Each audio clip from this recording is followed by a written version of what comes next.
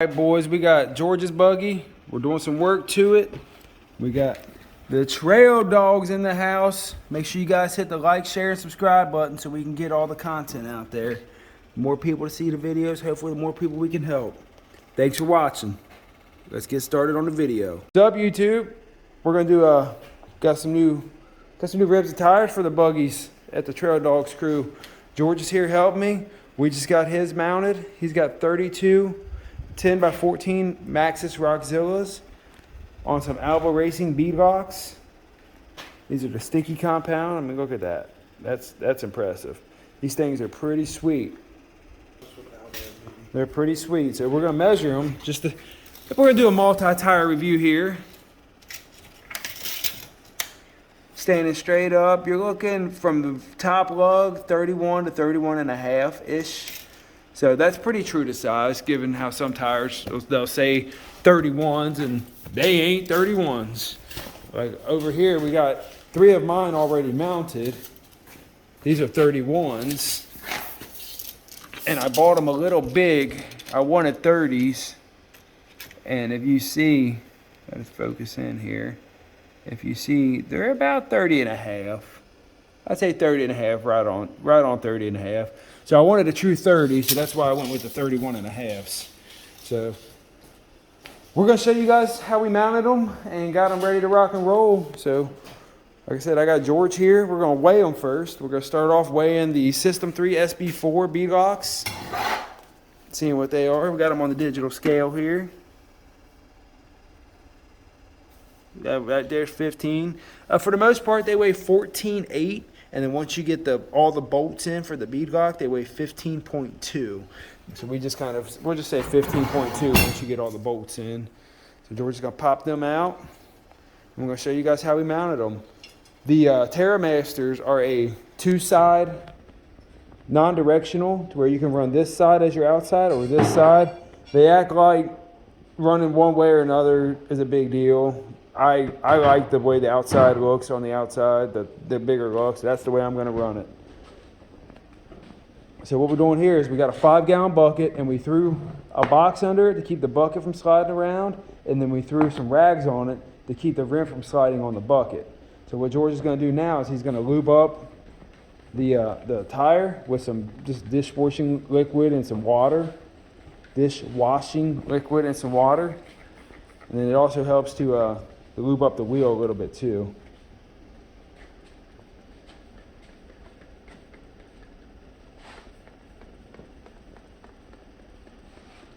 Helps get the bead to set. Now what we're going to do now is, so we greased up both sides. You only really got to do one, but what the heck, we ain't doing nothing else tonight anyway. Might as well grease them both. They go on pretty simple. I mean, you fight with them for about 10-15 seconds. But other than that, other side, George. Again? Yep, right there, just like that. Yep, so what you do now is you just press down and work it back and forth. They go on pretty simple. Right, there it goes, just like that.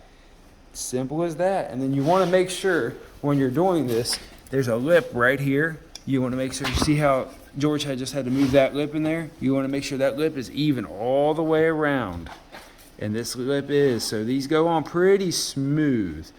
So now what you're going to do is you're going to put the ring on and line it up as straight as you can, just like that. And then what we like to do here at the Trail Dogs to make things easy, and it works wonders. I've seen it on another YouTube channel and I really enjoyed it, is throw just a dab of grease on the tip. You don't need a lot. Just throw a dab of grease on and get them started.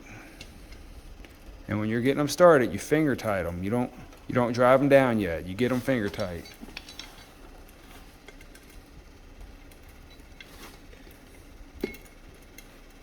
And if they start fighting you on it, back them back out and try them again. There ain't no sense in trying to force it and stripping stuff out here on some brand new stuff.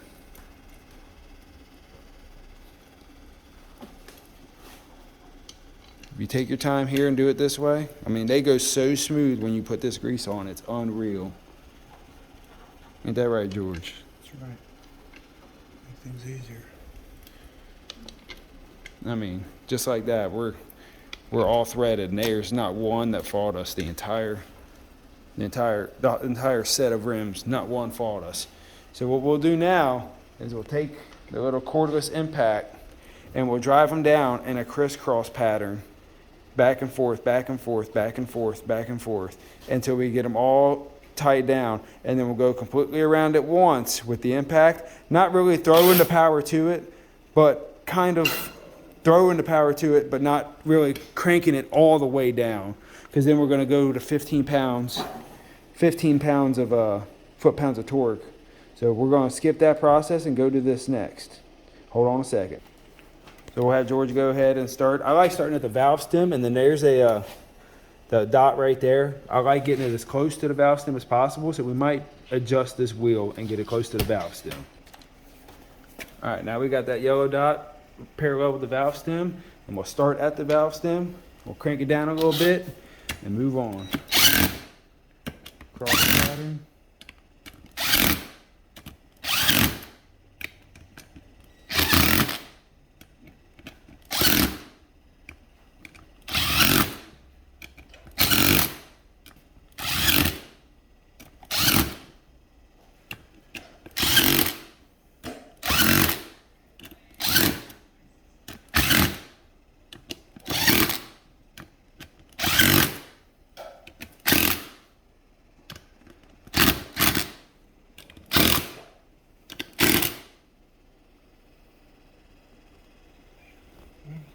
All right, now what we'll do is we'll go ahead and throw the torque wrench on it. It makes it easy when you set it on the table where you're not hunched over so much. So what we'll do is we'll throw it up on the table just to save our backs. You know, we do got jobs and work for a living, so we got to save our backs. So we got to set this 15 foot-pounds, and we're going to go ahead and crank them down. It takes a little bit to do this, but take your time. There's no sense in rushing this. When you hear the click, go on to the next one.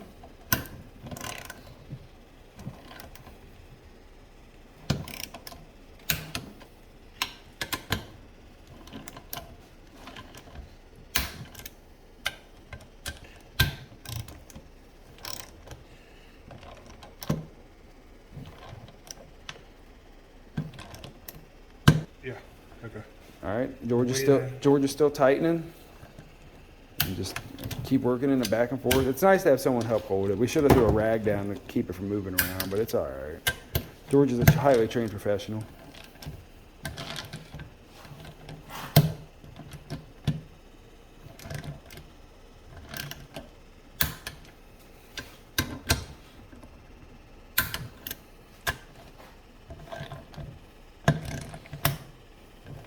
Once you went back and forth and back and forth and back and forth to where you know every bolt's tight and everything's good, do one complete ring, and then make sure as you're going around that you don't have to keep retightening, because sometimes you'll have to keep retightening all the way around. You might have to go 2 trips around. I know on his Albas we had to go 2 trips, maybe 3 on a couple of them, just because it just kept setting the bead better and better and better.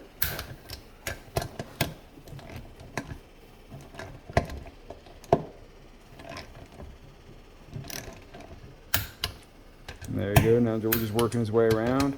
We're going to pause the video because this is redundant now, and then we're going to get back to setting the bead here in a second on the back side. So hold on a second. All right. Now that George got that done, we're going to show you something. We're going to show you that these 3110 14s are really not 3110 14s. If you look straight across, that is just at 9 inches. So they're really not 3110 14s. Let's look at George's tires. His are 3210 14s. I ain't picking them heavy things up, George, so I'll get on the ground here, buddy. And his are a legit 10 and a half to 11 inches wide. So his are true 10s with the outer lugs as well.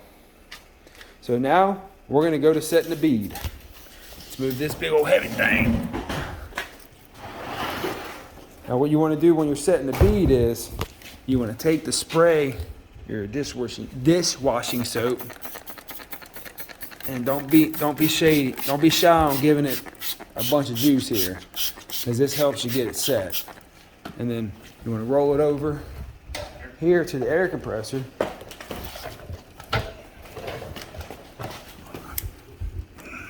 Pull your valve stem off right here, valve cap, I'm sorry. And go ahead and throw the air to it. So you're going to hear some air compressor noise in the background, but so watch your ears if you're listening on headphones. You want to hear the bead set.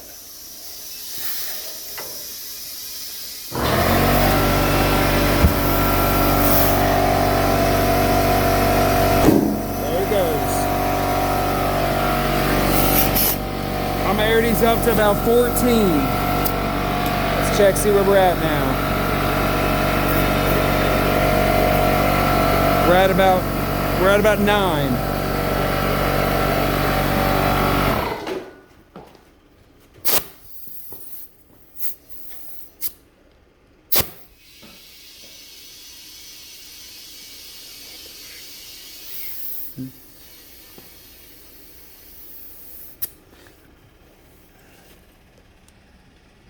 It says 10 ply rating. It's a 990 pound load capacity at 20 psi, 1140 pounds at 25 psi. I'm gonna put about 14, 15 pounds. I didn't see what happens. There's about 12. We'll juice it up a little more.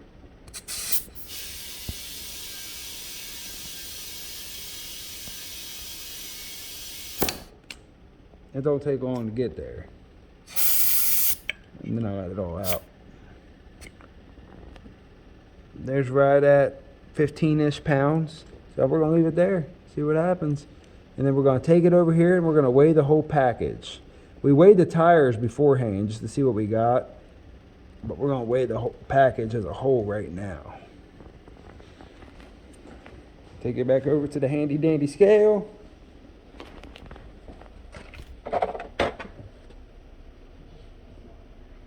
Try it again, George.